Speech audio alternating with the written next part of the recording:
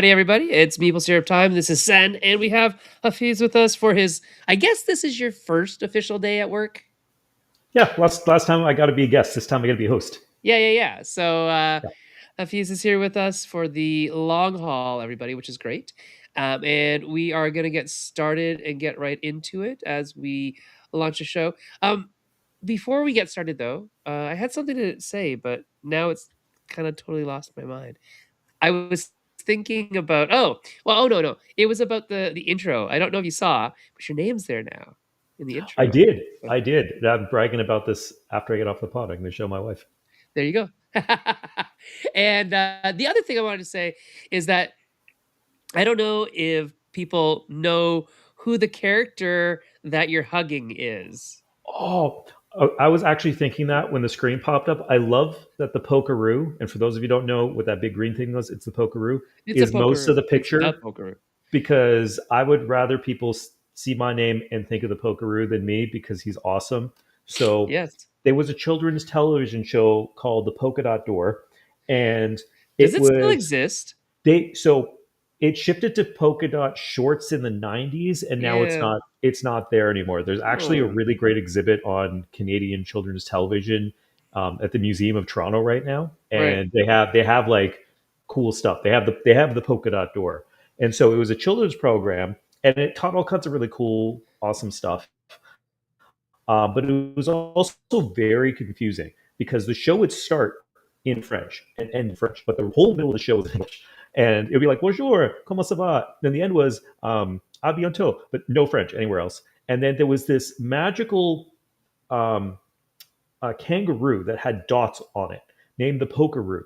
And one character in the show would just never bump into this thing. He would show up magically at some point during the show, and then it would leave, and then a character who had stepped out came back in, and everyone's like, "You just missed the Pokeroo!"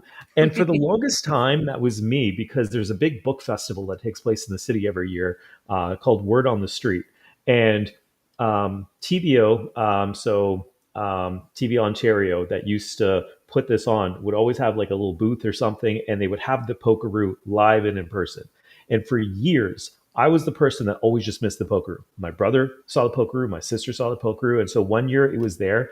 And not my proudest moment, but I may have pushed a child out of the way to get that photo with the pokeroo that is now on the screen. And it's very Canadian, Mhm. pretty Ontario Canadian, really.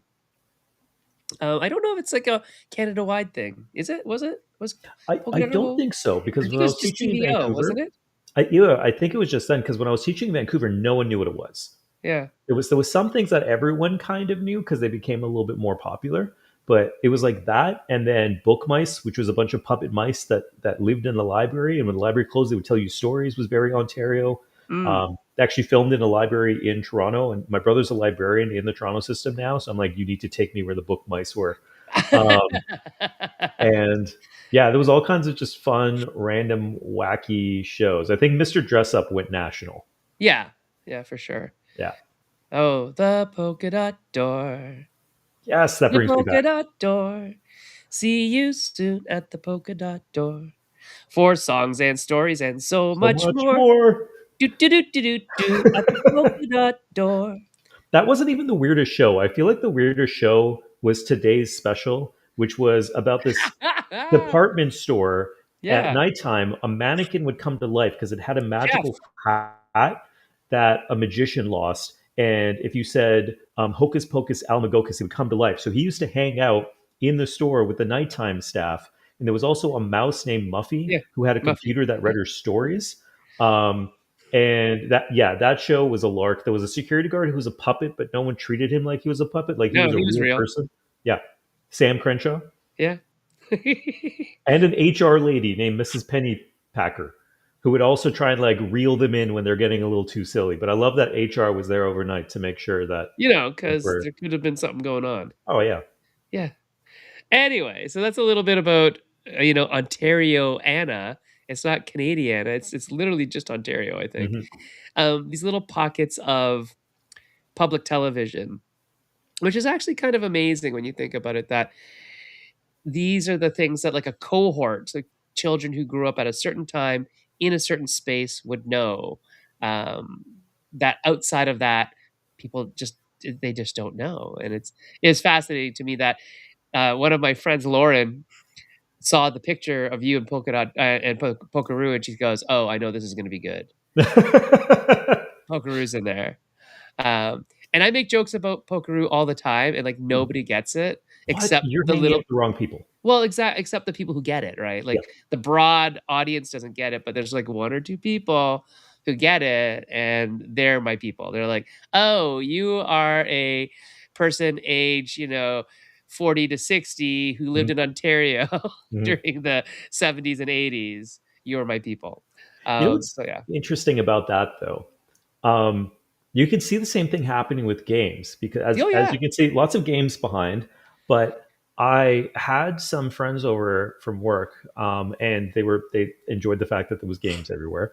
Yeah. But I was pulling out some from designers that I know from online forums, like, oh, this person did this Kickstarter, this person did this, and they're like, oh, there must be millions of copies of these games everywhere. I'm like, actually, I think they only really printed 2 or 3 thousand copies of this one, and then that's it. And they're like, oh, that's really interesting because it's like this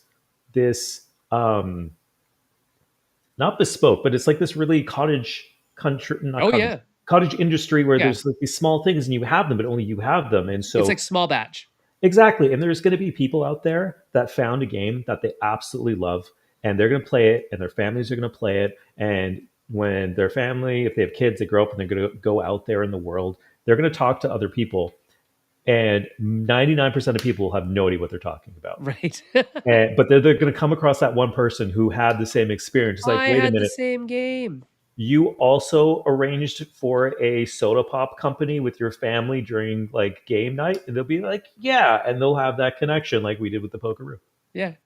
It is actually true because there are a lot of games out there right now, everybody. Like about, 4 to 6,000 every year. We're talking new games that get published in some quantity, right? And that quantity can be as low as whatever it is to hundreds of thousands of copies. And it is also interesting.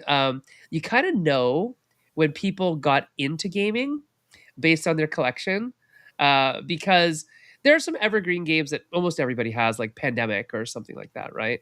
Mhm, And then there are like the game du jour of that like era.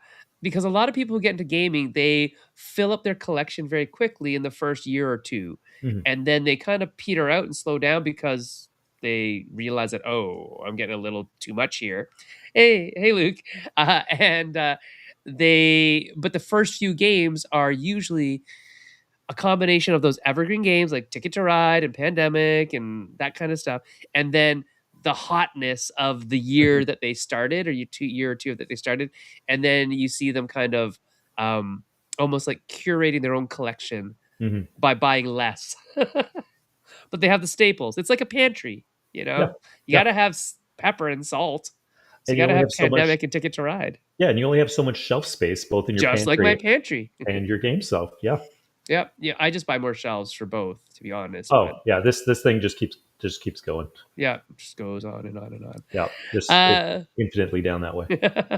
okay, so cool. So we've talked about Pokeroo, which was the most important thing, Mhm, and then we talked about games and how those those cultural touchstones of certain times tie us together, right? Which is super true even to this day. Like you'll see like the older, maybe a little bit more my end of the gaming spectrum. So the 50, 60, 70 year olds chatting about like Avalon Hill and in the good old days and like chit encounter war games. And you see like the newer people talking about like Flamecraft and games that are cozy. And it's interesting. Like there are these ties that bind us, right? mhm. The culture that connects us.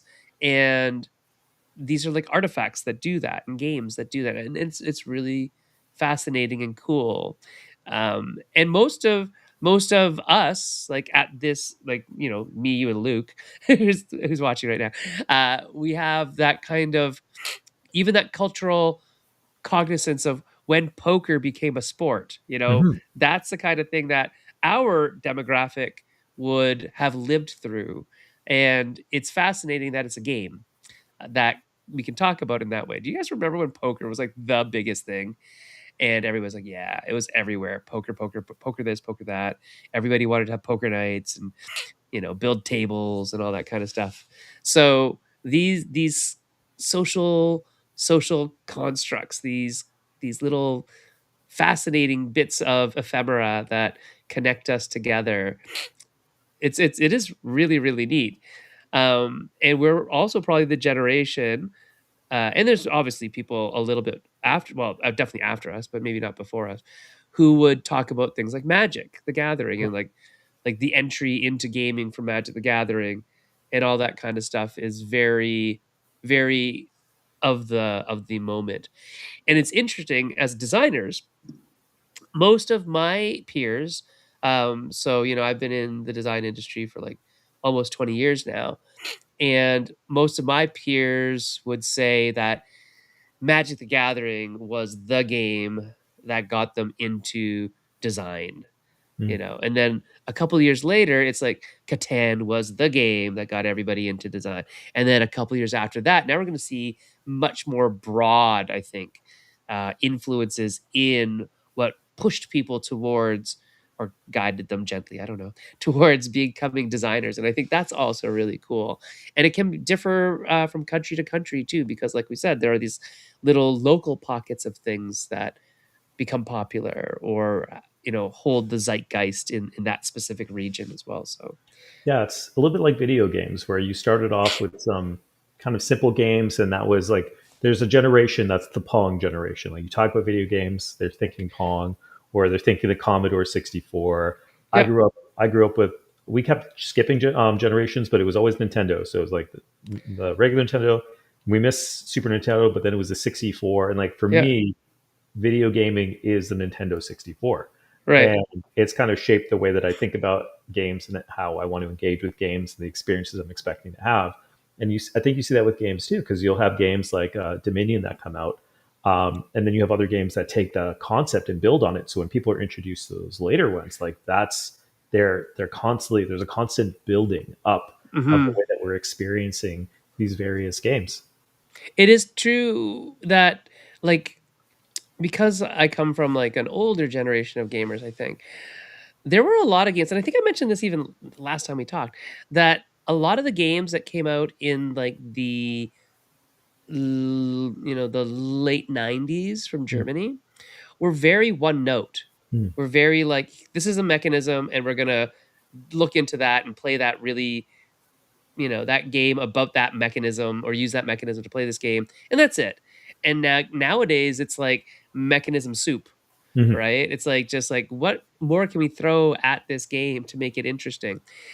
And I think that's like the evolution of game design and that as well. But there is like a little bit of a, I don't know if it's an improvement or it's just a change, but yeah, you see that as well, that we have this almost like this harkening back to not simpler games, but I think what we've seen in the last year or two is this, not a recession, but like a retraction almost, like from the Yeah. giant games to like, hey, can we take that experience, distill it into like an experience that is shorter or more Mhm. compact or, you know, slightly better, Yeah. or for a different audience, right? Or maybe the duo version or the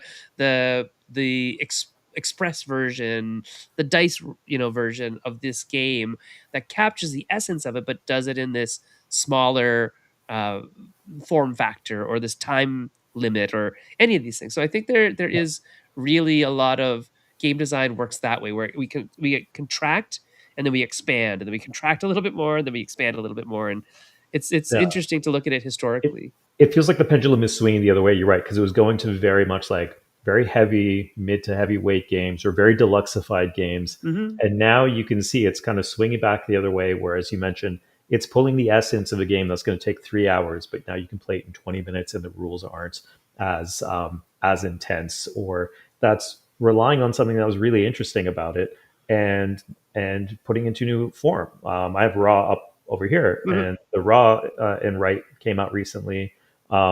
And there's been a whole bunch of other games that have found a and right version Right. of of their version of the game. And as you said, can I capture that feeling, but can I do it in a way that will fit in my bag if I want to go up to the cottage or camping or to the Mhm. airport, and just, small package, take it with me, play with a few friends, explain in a few minutes, and who knows, maybe in a few years we're going to swing back the other direction. We'll get Some more more giant complicated, games. yeah, giant games, more complicated games. Um, Yeah. yeah. And I think we always have a lot of each of those. It's just more like where does the norm Hmm. lie? Hmm. Where's that big point of the bell curve gonna fit? Luke says maybe because there are so many games that people want to play 3 or 4 games a night. You're right. People, there's definitely the cult of the new. Hmm. People who just want to experience new things. There's some people who like to master the game and want to play the same game a few times. There is that that feeling that you got to keep up with the Joneses sometimes, like, oh, I need the new hotness. Hmm. um and I think that's why I like, going to game stores or going to cafes, and like, or my friends buy it and I don't have to buy it. If they buy it, I can Hmm. play their version, or or if it is just like it is that good, then I do have to get it. That's okay too, right? I do prefer trying and buying. I'm a little frugal that way, says the guy with like 3,000 games. But I still am frugal. Like I don't just back a game on a whim. Like I do my research. I do my research, everybody. Which is why Um, you want to get your friends into gaming so that they'll start buying the new yes, hotness. You play with them, and then you can decide afterwards. So yes. it's a long game, really. Convince them to back. Hey, Exactly. you should back this game, Yeah, and then you can teach it to them. That's your contribution. that's a All good right. compromise. It really kind of is, because that's the hard part, is learning the game. Hmm. That is the number one barrier to entry for all games. It's not the cost of it or the table space. It's a who's going to teach us this? And we talked about that last time. In Yeah, role playing games, you have a DM who's going to walk you through and keep you within the boundaries. In a game, it could go off the rails at any point, and you got to keep yeah. flipping back, take a look at what's going on. Yeah, I'm working on a solo game right now, solo RPG, Hmm. with some friends, and it's exactly that. It's like we have to write this really tightly because there's no GM to dictate. You know, what if we go off the rails? What if the Mhm. solo player decides to do something else that they can't? There's nothing written about. Can we let them do that? Can they do that at all? How do we keep them on this kind of pre-written track, but have them still have a fulfilling experience, right? So we're getting there. It's interesting though. All right, so let's move on to the core of the show, because we've spent a good, oh wow, almost 20 minutes just jibber jabbering, which is a good thing. That means you're in the right place, Hafiz. You're like good at jibber jabbering with me, because normally it's just me jibber jabbering, and Kat was trying to like herd me back in, which is funny because normally it's difficult to herd cats. Hmm. Ah, I see what you did there. We need to include more puns. As Oh, anywhere we can sneak them in, we yeah, I should put mean, a we're pun in there. we're the exact opposite of NPI. We are puns 100% included. Oh yeah, yeah. I mean, That's Meeple syrup. Come a, on, it's in the title. yeah, exactly. And a great way to get started in game design is just think of a good pun and build a game around that. That is literally how a bunch of our games came to be. Right? Yeah, so like a game like Train of Thought was about the idiom, train of thought. So we use a lot of puns or idioms in like, wouldn't it be great if there's a game about this? And we're like, yeah, let's try to make that. What would a game called Train of Thought be? And then we thought, well, it's like thinking, and so we had to like link things together in our thoughts, and that became the game. Anyways. Yeah, some games, some solo RPGs are like choose your own adventure games, where you have a character that you're taking through the adventure, and they can develop and grow, and you roll dice, and there's uncertainty, and you make choices. And then some solo RPGs have more like what we call like an oracle deck, which is a deck of cards that adds the uncertainty to things, and those are a little more, they're sort of less like a choose your adventure game, a little less on rails. And on rails shouldn't be thought of as a bad thing. Like let's just clear the air here about on rails. On rails is not necessarily a bad thing. If you want a good tight experience, you're gonna have to have some rails. Sometimes games go way off, because there are no rails. And a good GM in a sit down in person role playing game with a big group, they are the rails. Like the GM is the rails for that group usually. Um, so it's this interesting thing. But yes, the one that we're working on is a solo journaling game that has choose your own adventure style elements to it. And so within it, you get to contribute to the world by describing things in your own words, like you're journaling about your feelings, about what you see, about what you experience. You're basically exploring a planet as an adventurer, as a explorer scientist who's going to go there to stop or research a scientific kind of catastrophe. Like it might be almost like think about like all the disaster horror movies from like the early 2000s, right? Like Armageddon and stuff like that. There's a scientist who gets sent to a planet to stop some outbreak of a disease or to investigate a nebular flare or something. That's kind of what we're talking about in the game. Anyways, but you get to journal about new species and draw things, and it's like almost like a naturalist's guide to the world plus the problems that you're solving there. So there you go.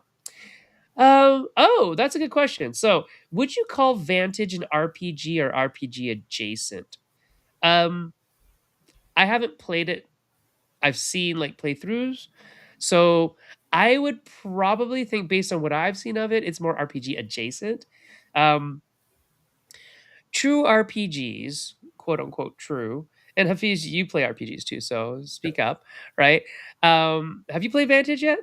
I haven't. It's on the list. Yeah.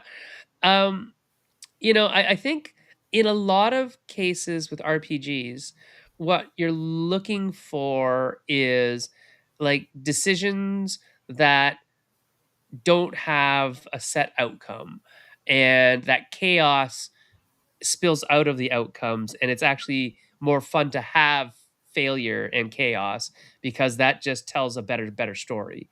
So I also think a little bit of RPGs are when you have some control over the narrative a little bit, or at least have some way to impact the world around you and the narrative around you.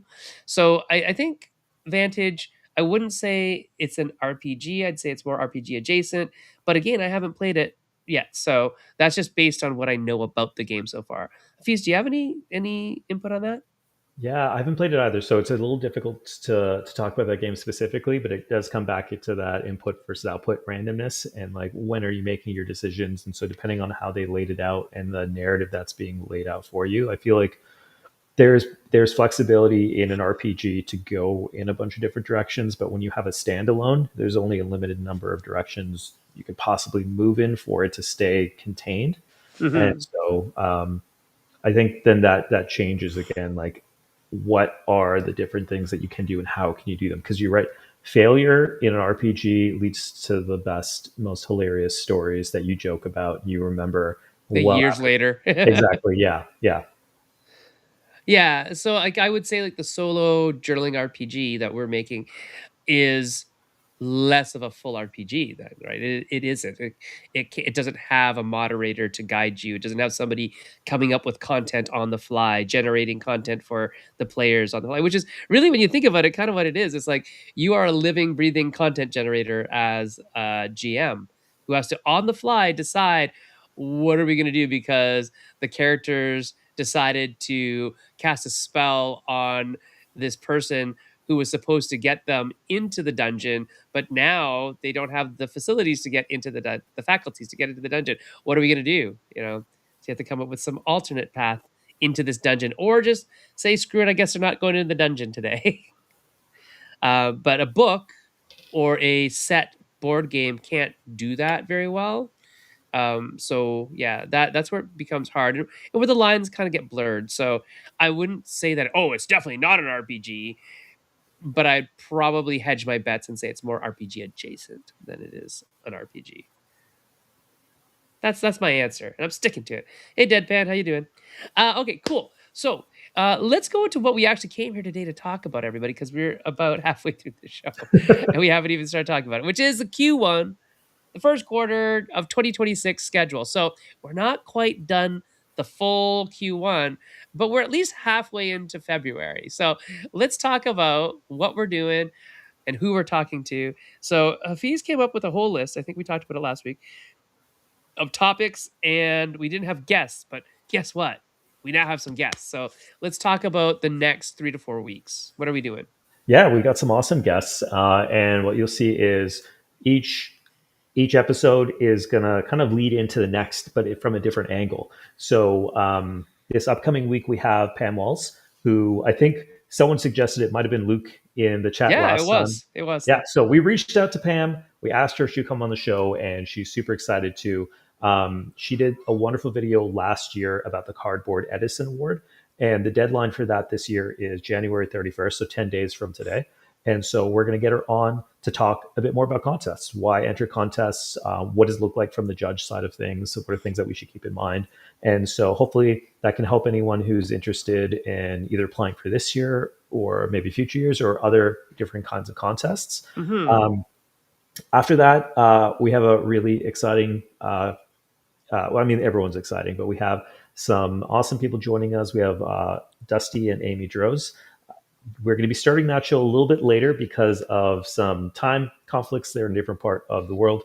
And so we're going to be chatting with them about different and unique themes in board games. So they've created a whole series of games based around things like flowers and Yeah. literature.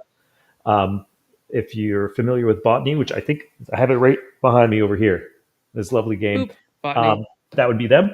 And so they're going to share with us about this because they have some really good perspectives on how they approached creating the game, and they didn't really come at it from a hey, we're designing a board game for the board game geek crowd. They were designing a board game for something that they thought was really interesting and they thought other people would find interesting too, and Mm-hmm. they found a huge audience that isn't normal would normally consider some themselves board gamers. So it'd be really great to hear from them and their thoughts. And they've been rolling. I think they have a new RPG adjacent game coming off. They've kind of merged botany with floral dragons, and so they have a cool mashup. I guess like in a worm span kind of way. Interesting. So they're going to be coming up. After them, we have Joe Slack from the board game design course. He is going to be chatting a little bit about the upcoming board game virtual conference, which is going to be taking place. That's the thing that pulled me into board game design and into this world. And so it's going to be exciting talking to Joe just about the industry, some of the highlights from that. And afterwards, my math is correct, we'll be taking a break on February 18th. Mm-hmm. But when we come back, we're going to be continuing that idea of interesting themes. And we're going to be looking at how game designers can actually draw from their own backgrounds, their own cultures to design games that celebrate that and highlight that. And so we have Hot Banana Games coming on. So that's Pauline and Marie. And they're going to be talking about some of the games that they're creating. They have a new game, Lion Dancers, which is going to be coming out soon. But they've have a few games in their catalog. They did Steam Up, Mm-hmm. which is just a really fun game about dumplings. And so we're going to get the chance to chat with them a little bit about that. And then how do they come up with these games and why did they decide to focus on various parts of their culture as the theme and how they've seen people responding to that now that they've been putting a few games out there. So those are the confirmed guests that we have. It's roughly about Mm-hmm. 4 weeks A out, lot but of we have West Coasters. a lot How'd of that West happen? Coasters. Yeah. How did that happen? You know what? We were talking about this before we went live. No snow. Yeah. That's probably they're escaping the winter. Yeah. Which is cool. So that is the start of our Q1 schedule. So we've got representation, we've got thematic, interesting themes, right? We've got contests, and we've got Joe talking about what's Joe talking about again? Joe's talking about the virtual summit, but Oh yes, the that can summits. go. He can talk about a little bit of everything. So he's our Yeah. nice, yeah. He does. So Joe Slack, if you're in Ontario, especially Southern Ontario, he does like the Protospiels. He has an online teaching course, and then he does the summit as part of that course too. So there you go. There's a lot coming up. And that's sort of where we have gotten to in the last week. So it took us a week to get, 4 weeks done. So hopefully we'll be able to tell you more and more about West Coast, Best Coast. I mean, it is quite nice, Luke. You're not wrong. I think if we have another week, we'll get another month done, and then another week we'll get the last month of the quarter done. But that's how we're kind of rolling ahead with things. Wanted to know from you all, if you're watching and listening, now or at a later date, if you have any ideas of guests, if you have any idea of topics, just shoot them at us. We have some already kind of thinking working in our heads. Hafiz wrote a big giant like spreadsheet type thing, so we've got all that going on. But we really are here to serve and support you, the design community, specifically the Canadian design community, and very, very specifically, marginalized people within the Canadian design community. So if there's anything that you feel like, I'd really like to see this person, or I'd really like this topic to be discussed, just hit us up and we'll try our best. Can't guarantee anything, but chances are, if you want to hear about it, we also kind of want to talk about it, because I think, you know, a lot of the things that aren't discussed need to be discussed.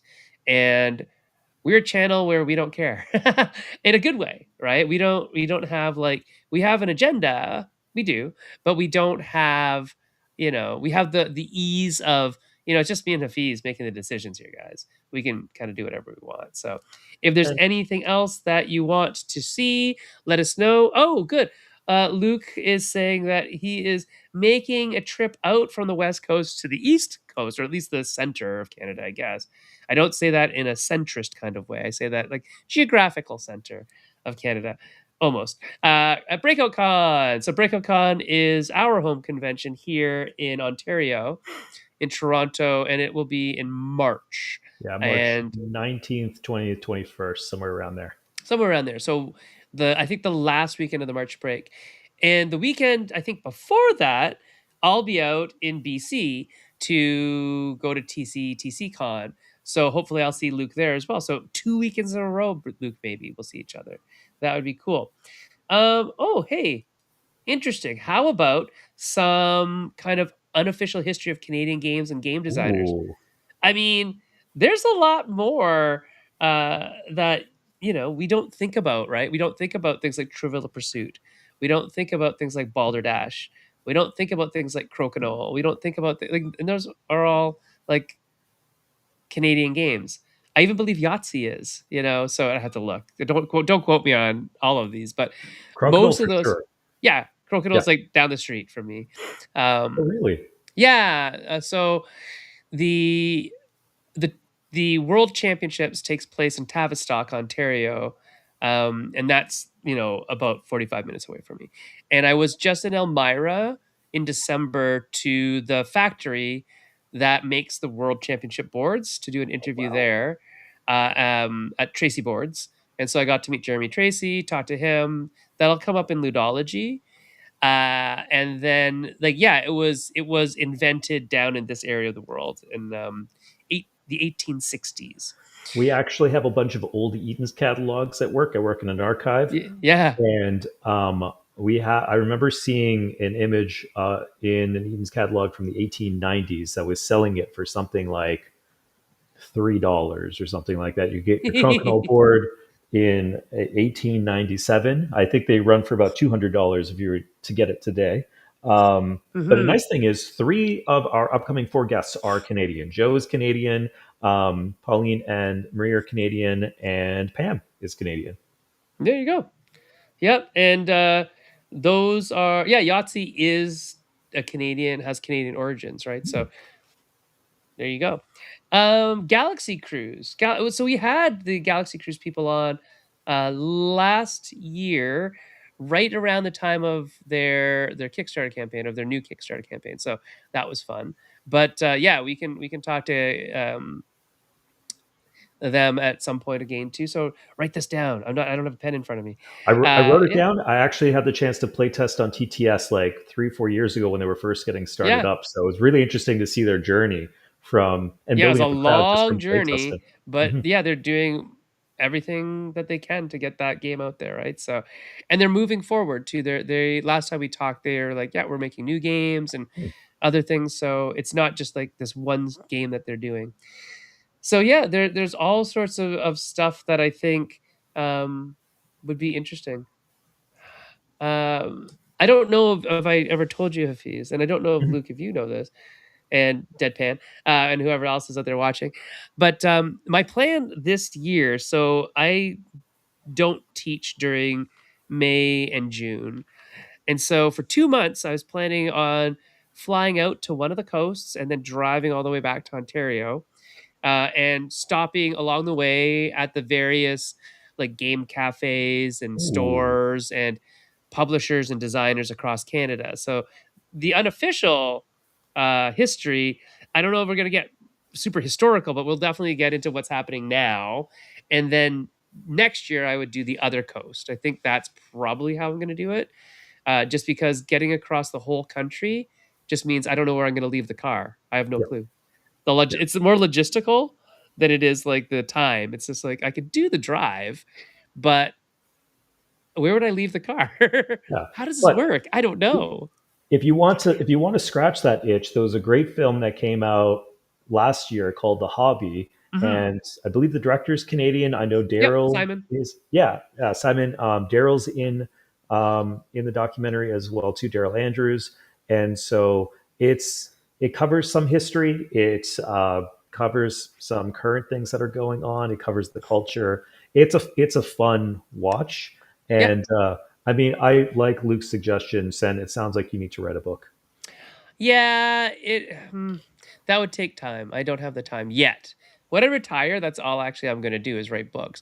I'm not really a historian though. I'll leave that up to like Hafiz, but I would be happy to help with that kind of thing. I'm more of a like a novel kind of person. So Like it could be more like a travel log. It could be Sen's Odyssey. well, see that I can do. So the plan is to actually like do episodes of Ludology. Hmm. So I'll do audio blogging.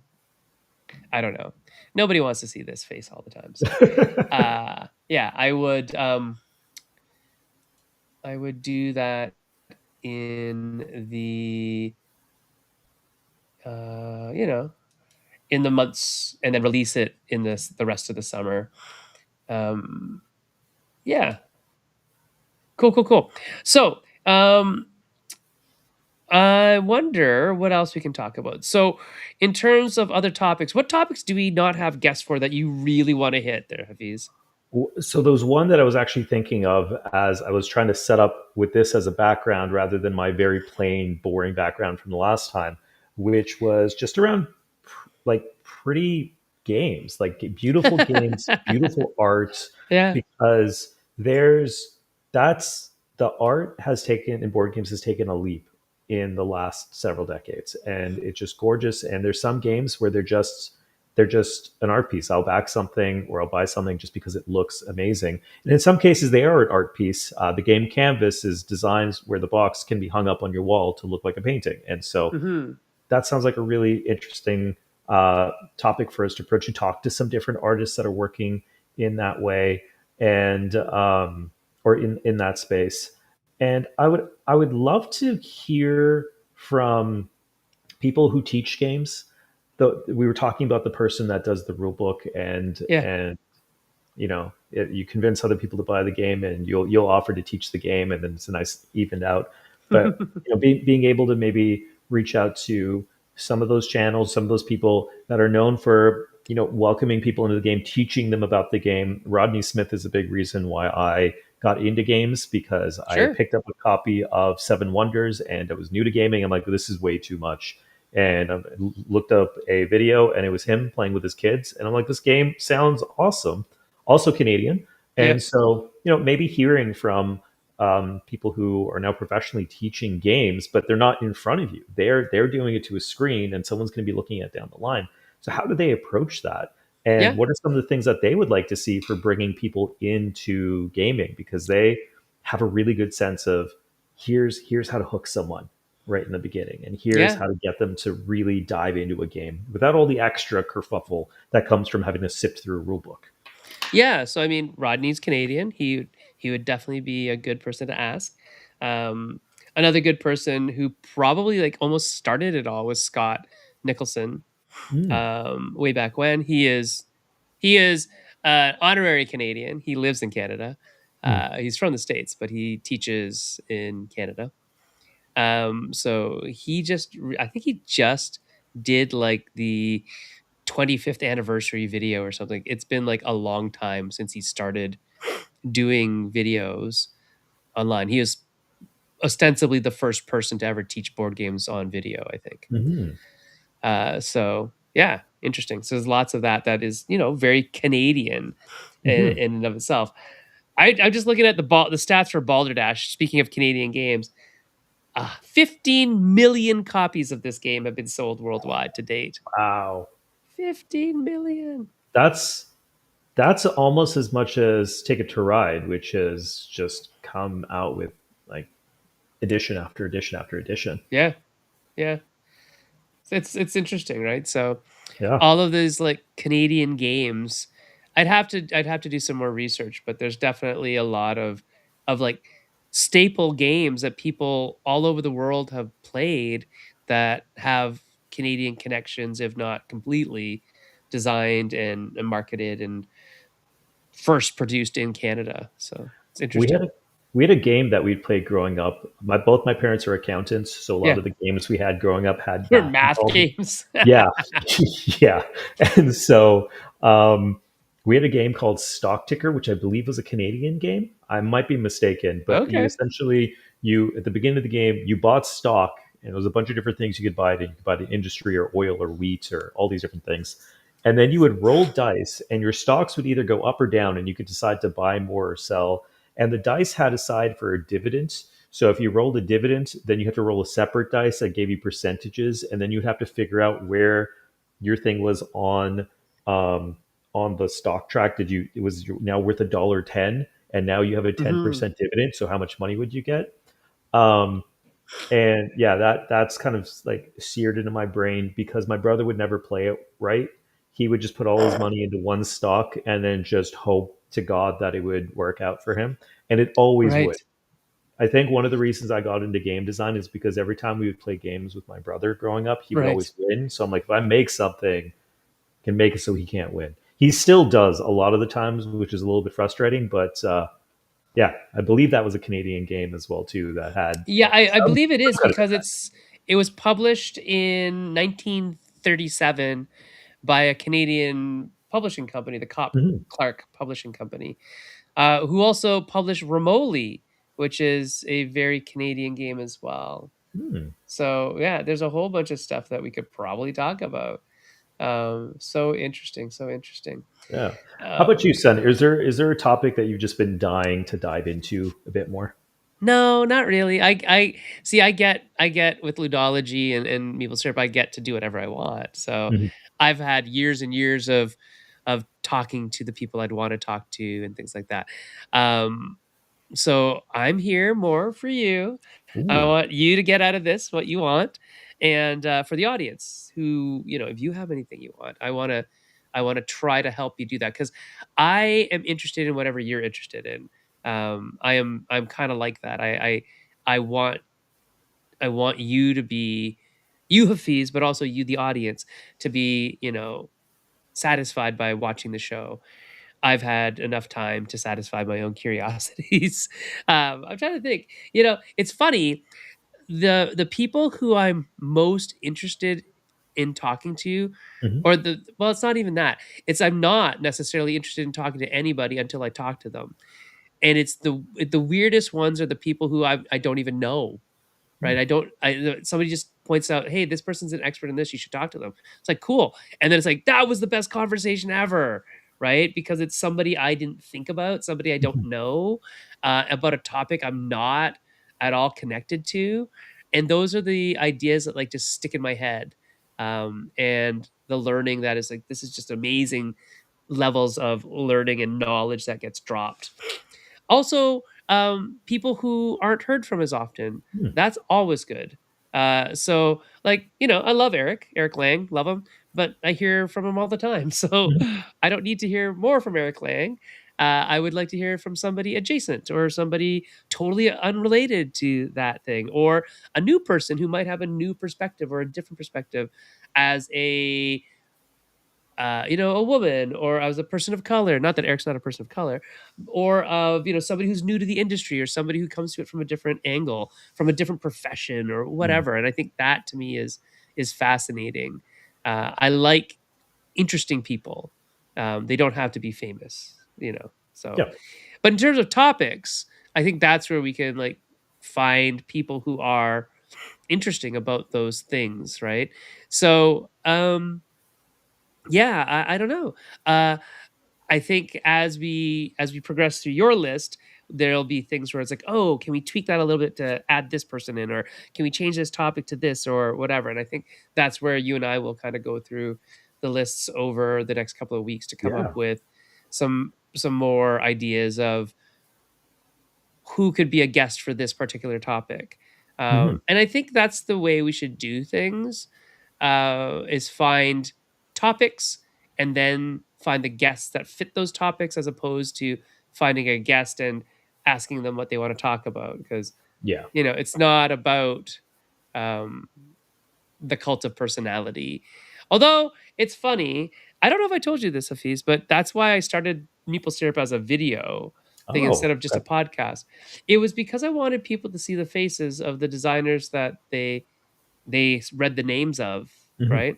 To see faces is important. Um, Mostly because this happened. This is a real story that happened. I was at a convention, and Matt Leacock, who is like the nicest guy in the world, just so humble, quiet guy, was talking to Tom Vassell, and people were stopping to get their picture taken with Tom and completely Oh, ignoring Matt. wow. This is years ago, Okay. but yeah, and like people would they like, because Matt is very unassuming, right? And you never really see pictures of Matt, and you always see pictures of Tom, right? Tom has a shtick. Tom has his hats. Tom is Tom. And it was just like, that's kind of weird. That's kind of a weird thing to me, that you love the games that this person makes, and you don't know, you wouldn't know to see them, you wouldn't know to go up and ask for their autograph. And it's Mhm. not like Matt is saying, how come people don't ask me for my autograph? He doesn't, you know he's happy to give them, but I don't think he cares. But it was just funny to me. It was just this funny thing. It's like, oh yeah, I guess nobody really knows.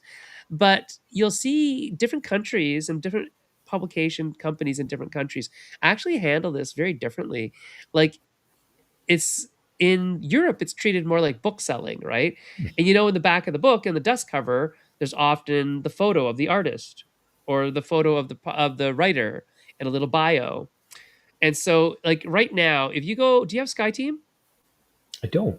Oh, I've been hearing great things about it, SkyTeam but is super fun. You would yeah. love to play it with, like, maybe your brother, or maybe not. Yeah, my wife does not like co-op. She wants to we talked about this last time. Yeah, She yeah, yeah. wants She she wants to wants to win. she Yeah. wants to poke you a lot. she Um, wants she wants to take the ring. So, yes, that's right. She likes trash talking, I guess. mhm. The the box on Sky Team, the box on what was the game from 2 years ago where you played your card in one order, but then you scored it in the other order? Oh, oh, it's going to drive me nuts. I know the game you're talking about, but it's on the Yes. tip of my tongue. So, anyways, both of those are, I believe, um, well, I think they're both French companies. Mm.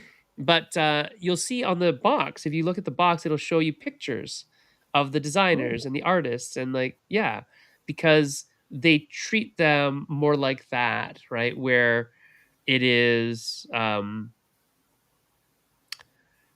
you're an author, Mhm. right? Which I think is something that we sort of need in this industry. And it's not an ego pump. Like, it's more a valuation of Yeah. what the authorial intent of the game designer is, and that they are the like the impetus for this whole happening, right? There are Yeah. some people in the design industry who don't believe that, and they're welcome to their beliefs, obviously, right? They're like, oh, I'm on a team. I believe the team is what's important, and you know, everybody contributes, and I'm like, you know, the least of the cogs here. It's like, yeah, but in my world, right, Mhm. where it's freelance, it's like if I don't think about this, this game doesn't exist, right? Yeah, absolutely. Whereas And in some other design frameworks, like if you're a company that is working to design games for another company that asks you to design them, then yeah, I mean, you're not the impetus for this.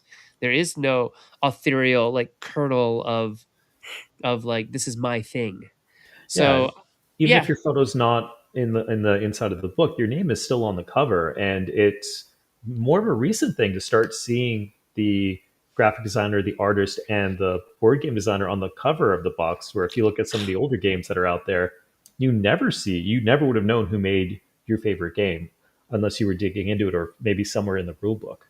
yeah, and there's a you know there's nuances to this too. Like my name isn't on a lot of on some of the games that I made because the IP that we license says that you know you can't have the Hmm. designer's name on the box on the title next to the title of the game because people will think they created that, which they didn't. They created the game. They didn't Oh, okay. create the IP, right? So So it's not like Sen's Orphan Black. right, because Yeah. I didn't create it, Yeah. but I created the game for it, right? So some companies are you know they don't care one way about that. Some companies care a lot about that. As a designer, you know I understand that. That's fine, but I also do think that you know there's certain times when the work gets devalued that the only thing you have is your name, right? And that is an amazing thing to happen when you know your name is like and your credits are what go before you, right? That is Mhm. how you get in to do new things. You know, coming from academia, it's you understand, right? It's like attribution. Proper attribution is like the only way that you get ahead in academia. Mhm. Is you know, is with your name on papers and Yeah. What whatnot. was your history? What have you done so Well, far where yeah, we will what now trust you to do this next? yeah, what's your CV? Mhm. And so in game design, that should be there too. And it's got to be a little more upfront than, oh, let me go to BGG and search whether or not you're lying to me Mhm. that you made that game or not, right? That seems weird. It should be kind of upfront.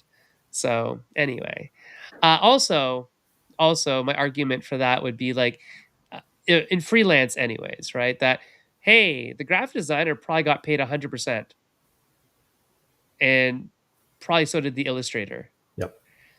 and I wait for residuals. Mhm. So that's literally the only thing I have on them. They make more money off of the projects than I do sometimes, right? Depending on how well it sells. Like let's say an artist does say 100 cards at $100 per card, right? They've already made $10,000. Yep. Yeah. You might have to wait a couple of years to make that back on a game. Well, yeah, considering that on average for like a $50 game, you know, you're making around $1 per game depending on your royalty rates, right? So it's like, yeah, that could be 2 years of selling through, 3 years of selling through, and some games don't sell through because Mhm. of factors that are not in your control, Mhm. right? I can't make the game sell better. I can make the game as good as I can make it, but I can't make it sell better. That is up to the publisher, Mhm. right? And so we're taking a risk and a bet a long term, you know, that 6% will get me somewhere, that 7 or 8%, whatever, will get me somewhere, will get me something at the end of the day. But until then, the name on the box is really what's getting me the next game. Yep. Right? It's like, oh, you made that game. It's doing really well on Kickstarter right now. Let's talk about something that we could do together. Right? That's what a publisher might say. But if your name's not on the box, if nobody knows that you're making the game, if they Mhm. don't know to come to you and when they see you, go, oh, you're Sen. Let's talk to you. Right? Or you Hafiz. Let's talk to you. That could be like, how do you get ahead? Yeah, and this is actually a great transition for when we get to next week when we're talking to Pam, All right. because one of the ways to get your name out there is through contests as well too. So Yeah. if you are someone who hasn't published, if they don't have a um, that catalog as wide as yours, maybe they're just getting started off, or they haven't created anything yet. Well, entering contests is a good way to get your name out there. Hmm. And if you've entered multiple contests with multiple different designs, well, now people are able to see that CV. Hey, so and so designed this, and then they also did this, and then that led to this. And nothing needs to really come from that, but it's an opportunity to put yourself out there so people become aware, because a lot of these contests are being judged by people who are in the industry who are possibly looking for something to publish down the line. And so Hmm. if you end up getting a finalist spot, again, even if nothing comes from it, well, that's now on someone's radar. Yeah, I mean, the Hot Banana Games people, they won multiple awards for Hmm. like Steam Up. They took it everywhere, just to kind of get it like imprinted into people's brains Hmm. and to like almost like give it a lot more credibility because it was Yep. their first game, right? So yeah, it is. I'm not a contest type of person, but I do see the value in them. So yeah, I just don't like waiting. Because a lot of contests have stipulations about, this can't be a published game, this can't be a game that you're pitching to other people, this, Yeah. all You these have to things. hold It's off like, until X date, but you yeah, might be in yeah. conversations. And so at the beginning, when we didn't have games published, we did some contests, Hmm. and then by the time we were starting to roll, like the cycle of publication was happening for us, then it's like, yeah, we can't afford to Hmm. sit something in there on the off chance that we might win an Yeah. award. There are definitely games out there that are really like suited to that or Hmm. suited to specific awards, and it's like it's worth it to sit it, like take it off the table, because chances of anybody publishing it are actually kind of low Yeah. based on like maybe the theme or the mechanism or something that makes it really good for a contest. And that's a weird thing to say, but it's true. There are games that like, well, the Zenobia Awards, right? The Yeah. Zenobia Awards are a very specific one that has to do with like culture, history, et cetera, and verges on the edge of like simulationist Hmm. or real world games, that kind of thing. Yeah, they lean a little bit mid to heavy as well too. But Yes, in you terms of, mentioned yeah. something. Sorry, I interrupted, but No, no, it's you, okay. you mentioned something that stood out to me, which is the weighting. And it's interesting that contests kind of lead that in different ways, and it might be depending on where you are in the journey. Hmm. Um, for someone who's has a few designs and they're talking to publishers, the waiting is the thing that might stop them. But the contest is also a good way to kickstart you if you're waiting to start a design, if it's been, rumbling Yeah, around in the the back of your opposite mind. way, right? Exactly. And so Because it's it this gives you weird. that deadline.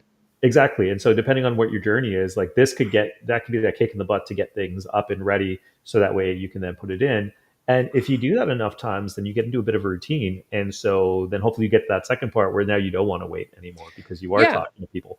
Or you get into a cycle where it's like, yes, this contest comes this time. I will always enter something in that contest Hmm. to make it ready for when I'm pitching at this time, right? Hmm. So sometimes it's also the timeliness of what cons you get to go to Yeah. or what your pitching cycle is. So yeah, I think there's definitely contests have merit. You have to weigh the pros and cons of it to see if it's worth it for you, though, Hmm. right? And there's all sorts of other, pros and cons too. Like some of them have entry fees, some of them don't. Some of them have, you need to make a video. Some of them don't. Some of them, they'll play your game. Some of them, they're just judging it on like the sell sheet. Some of them. Hmm. So you have to be very aware of what's actually happening and what goes into the contest to make the contest itself like valid. Like, is Hmm. the award worth the is it a valid award, I think, Yeah. is a really actually honestly a And is it good worth question Yeah, and is it to worth the ask. time and energy and effort? Because some of them might not be. It might You Yeah, don't have to enter every contest you see. It might not be a good fit for you, yeah, but doesn't mean that you shouldn't let it maybe spark some no, ideas. And if it does, cool, enter. And if it doesn't, well, there's always a new contest. yeah. And Um, sometimes the best contests are the ones that have like no strings attached. They're just yeah, like community run contests, like on BGG. They'll usually do like some print and play contests like every month type thing. yeah. So Or those the types Game of things are Crafter. fun. Yeah, Yeah, the Game game Crafter crafter, just launched exactly. a new one today about like animals. Like we have all these really cool animal meeples. come up with a Use them. game that Yeah. use yeah that comes up with that lets you use animal meeples in an interesting and fun way. And so it could be a good way to get you going. But again, if you don't like making animal games, then you don't have Yeah. to do it. Oh, and that's the other thing, like, a lot of times, the contests will provide some really good design constraints for you, like, Mm, they're looking for specifically games about, history, or they're looking specifically about games that use those components in that case. Games that are like, game contests that are, like, a little more wide open mhm. tend to be the ones that I would shy away from just because it's like, they don't I don't know what you want, Yeah. so, I there's no rubric to follow basically, so Which why which am I means doing how this? yeah, what kind of feedback are you going to get if there's nothing that they're going to be judging you on? Yeah, so anyways, I think there's a lot to talk about, with contests, so we'll get into that with Pam. We'll get into representation, we'll get into neat themes and divergent themes and interesting themes. Um, would like to talk about art-led games sometimes, we were talking about that. And then Joe is gonna talk about the upcoming summit. So I find that, those types of experiences are so invigorating typically. So yeah, we'll talk about all of these things. Oh wow, look at that. It is 10 o'clock. It's time to go. See you soon at the polka dot door.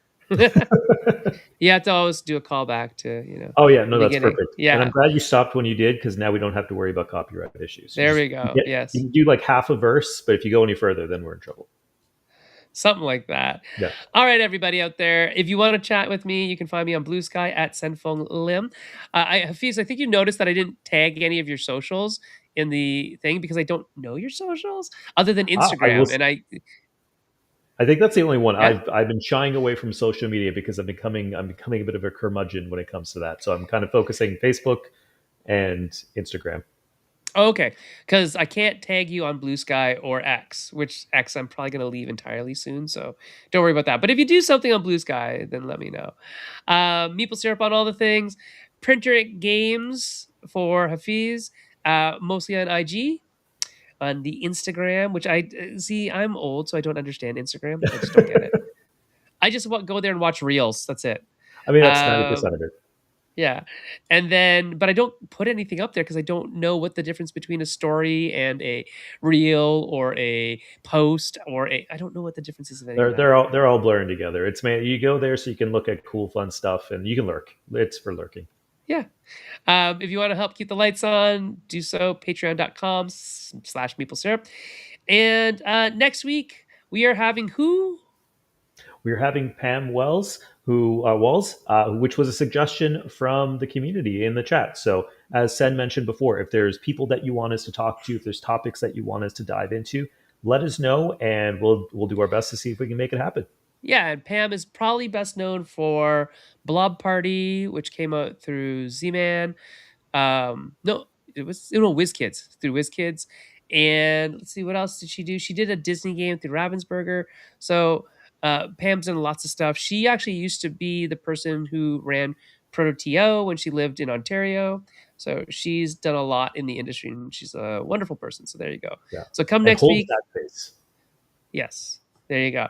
Other than that, we'll see you guys next week and just keep on making games. We'll see you guys later. Bye. Everyone.